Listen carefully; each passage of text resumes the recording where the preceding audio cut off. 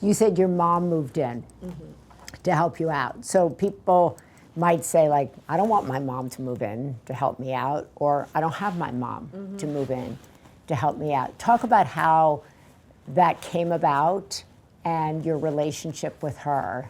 Well, I never asked my mom to move in. She was just like, well, I will be there right before your surgery. And she was with us for the entire year. She would go home every few weeks to visit my dad, or my dad would come and visit.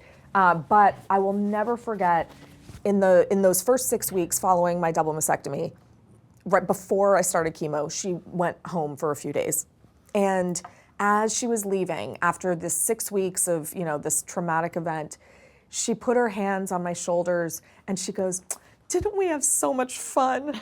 And it still makes us laugh because we did. Like, we watched movies together, we went on walks together. We would have little lunches or, slowly kind of get out of the house. And we had such a great time. It was probably one of the most bonding experiences of my entire life. And I never would have expected it, ever, ever, ever. I mean, I love my mom more than anything, but I did not think we were going to be roommates again at any point in my life, So, I think, again, my mom didn't ask me. She was just like, this is how it's going to be. I am going to be here. And I think that it's important to remember that your loved ones, they also need things during this moment in time. Yes, she wanted to be there for me, but this was also deeply, deeply impacting her. And this is what she needed too. And, our family, our friends, our partners, they need to do what they need things also. Like this is a reassurance. They have their own journey, right? Exactly. They all have their own journeys. Right. And this is a disease that is often involves a lot of people. It is not just about your personal experience. That's another reason why I wanted to write this book. I wanted people who had their best friend going through it, or their daughter, or their mother, or, I want everyone to kind of feel seen in their own way, because I think that is really important. Everyone does have their own journey. And for my mother, she needed to be there as much as I needed her to be there. And so I would definitely allow people the open mind of potentially, like sometimes Joanna, for instance, she needed to come over all the time, and she would joke that she's like, I'm gonna sit on you like a chicken and a hatched egg. Like, I am just gonna sit on top of you and you're not gonna get out of my line of sight, because I need that visual of you. I need to feel like love that you are good and cared for and you are here, and that so I think that, it's both sides of the coin.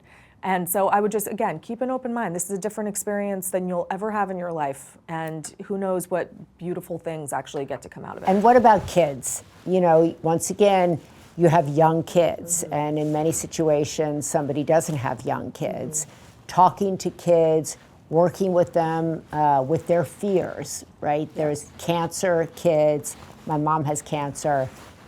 That could cause the ultimate meltdown. Absolutely, and I think that's probably the hardest conversation to have. The hardest thing to wrap your head around is how to explain to young kids in general. I mean, So how did you do that? I know you write about it, but how did you?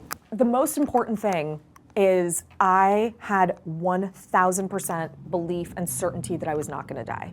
I was not afraid of dying. I knew I would beat this.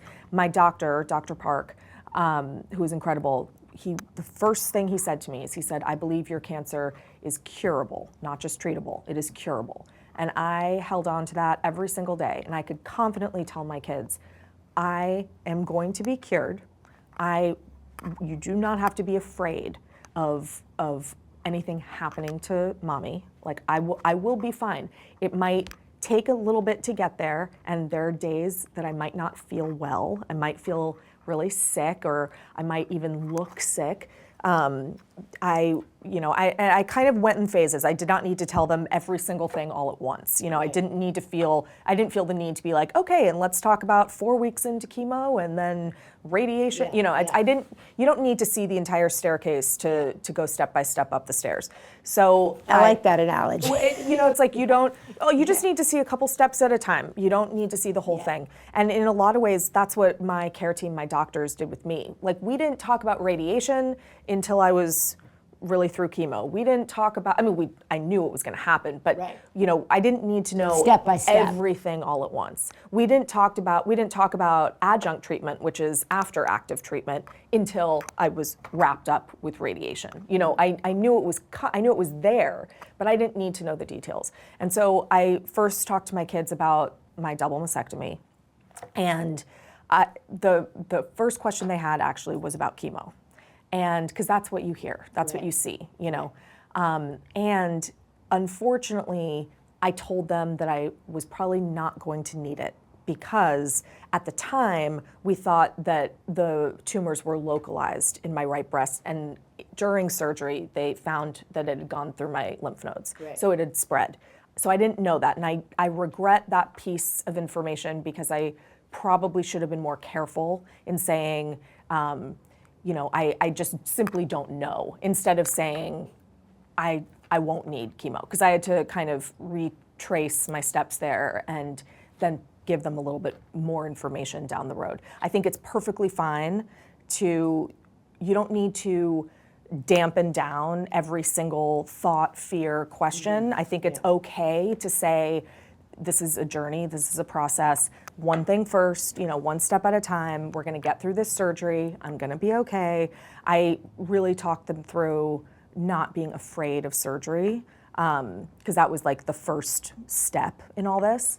And the only example I had was our beloved dog at the time had to have tumors removed. And so I was like, look at Emmett, Emmett's great, like, okay. It's like the first thing that came to mind. So great, Clea, fantastic analogy. But I think just speaking, but be honest, that I think is the most important thing. I wanted to be honest. I wanted to tell them the truth confidently, which was my absolute 100% belief that I will be okay, I will survive this.